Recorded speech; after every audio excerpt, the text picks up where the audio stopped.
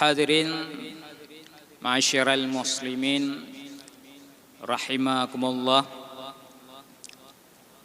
Setiap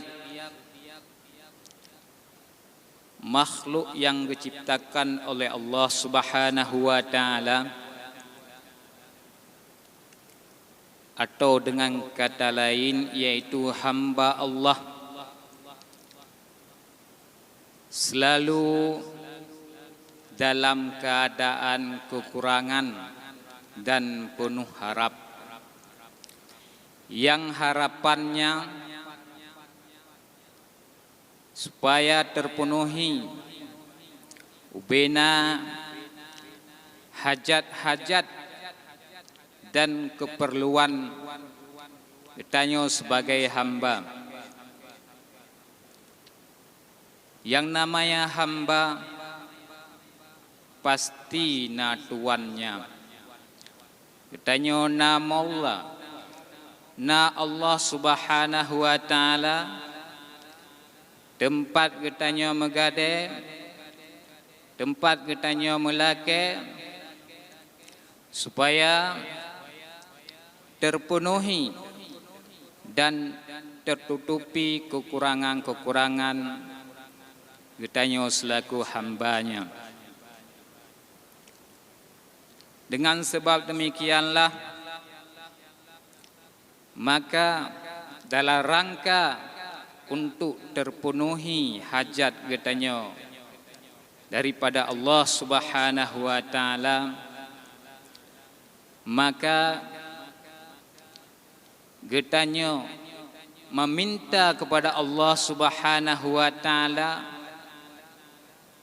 dalam suatu amalan ibadah kepada Allah Subhanahu wa taala, di mana amalan ibadah tersebut ringan ketika diucapkan oleh lisan dan berat timbangan ketika diletakkan di dalam mizan.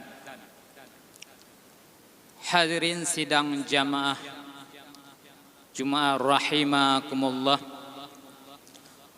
otomatis yang namanya seorang hamba, kitanya manusia, memerlukan udip di dalam dunianya bersenang. Wate tawo ke di dalam kubu beraman,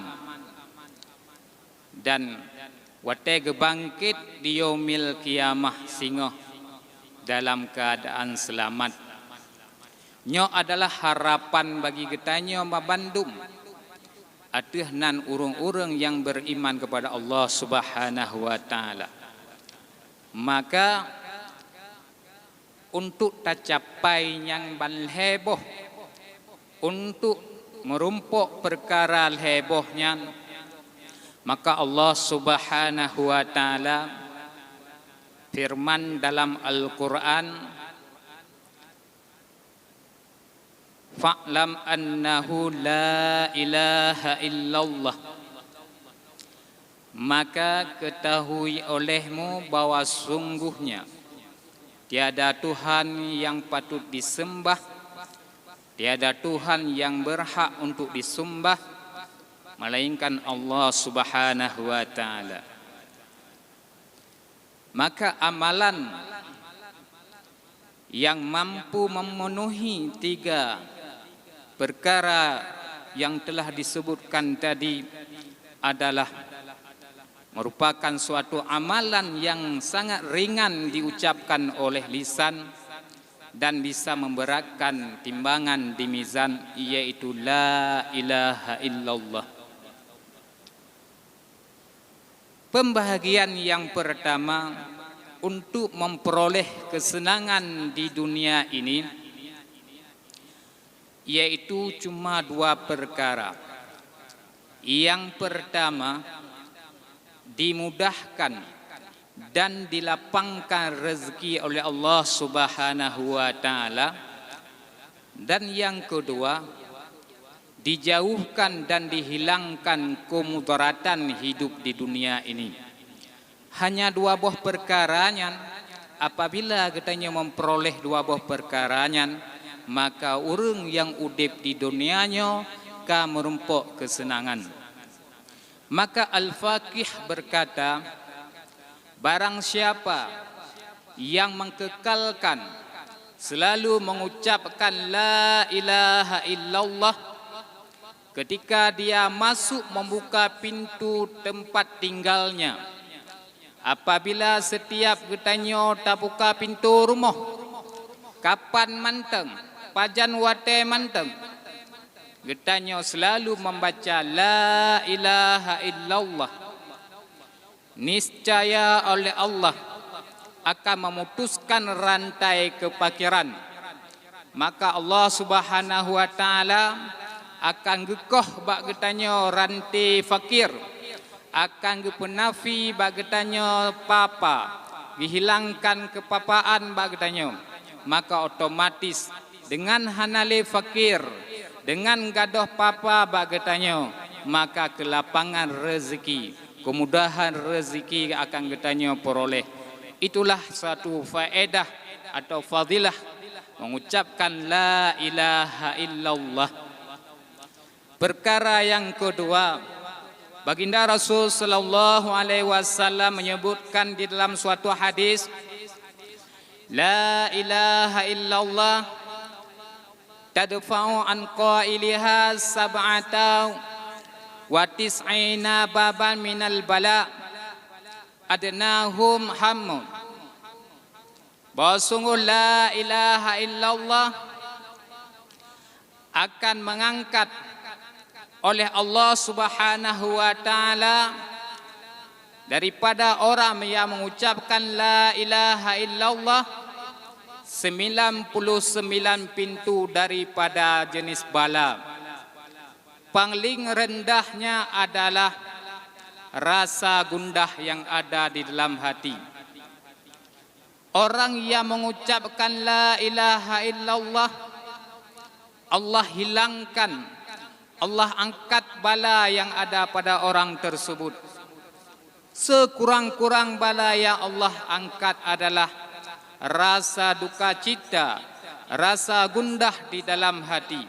Ketika rasa gundah dan rasa takut yang ada di dalam hati kita diangkat, dihilangkan oleh Allah Subhanahu wa taala, maka hilanglah kemudaratan yang ada di dunia ini.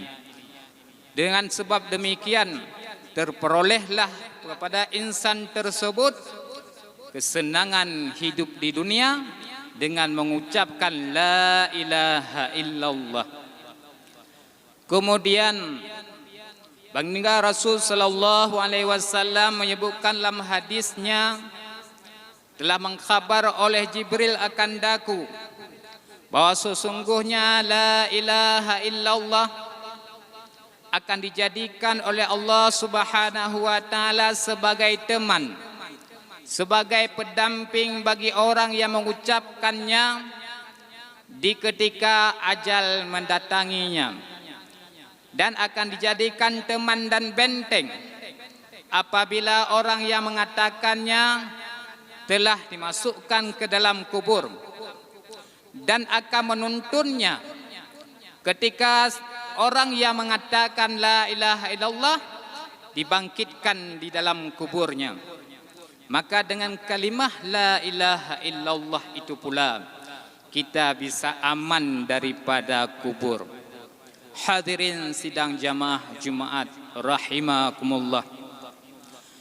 Kemudian yang ketiga, mendapat keselamatan di yaumil qiyamah. Baginda Rasul sallallahu alaihi wasallam menyebutkan, man kana awalu kalamihi la ilaha illallah wa akhirul kalami la ilaha illallah la yas'alullahu an adhabi wahidin in asha alfas sanah wa amala alfa alfin sayiat. Barang siapa yang adalah pada permulaan kalamnya, pada permulaan kata-katanya mengucapkan la ilaha illallah, dan pada akhir kalamnya mengucapkan la ilaha illallah, niscaya tidak ditanya oleh Allah Subhanahu wa taala walaupun daripada satu dosanya, sekalipun dia hidup 1000 tahun, sekalipun dia berbuat dosa berjuta-juta keburukan. Oleh dengan satu kalimah la ilaha illallah, maka oleh Allah Subhanahu wa taala tidak disoalkan, tidak ditanya pada hari kiamat apabila kita pernah mengucapkan la ilaha illallah di atas dunia ini. Maka dengan sebab itulah kita juga akan memperoleh keselamatan di yaumil kiamah nanti.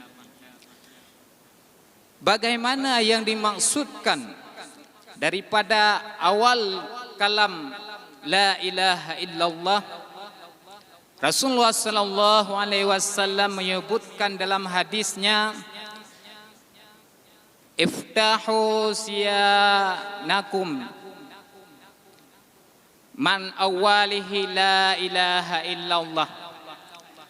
Ajarkanlah anak-anak kamu daripada permulaan ia berbicara dengan kalimah la ilaha illallah. Wate anak getanya ban-ban jet di pegah haba, ban-ban di murno pegah haba, nyo oleh baginda Rasul hana guyu prono lain, hana guyu kun bahasa lain, melainkan guyu ucapkan la ilaha illallah. Maka apabila anak min getanya di rumah yang matang ubud, yang baru-baru ban di merono bahasa, berujud diucapkan sikrek 2 krek kata, maka hendaklah getanya ajarkan la ilaha illallah.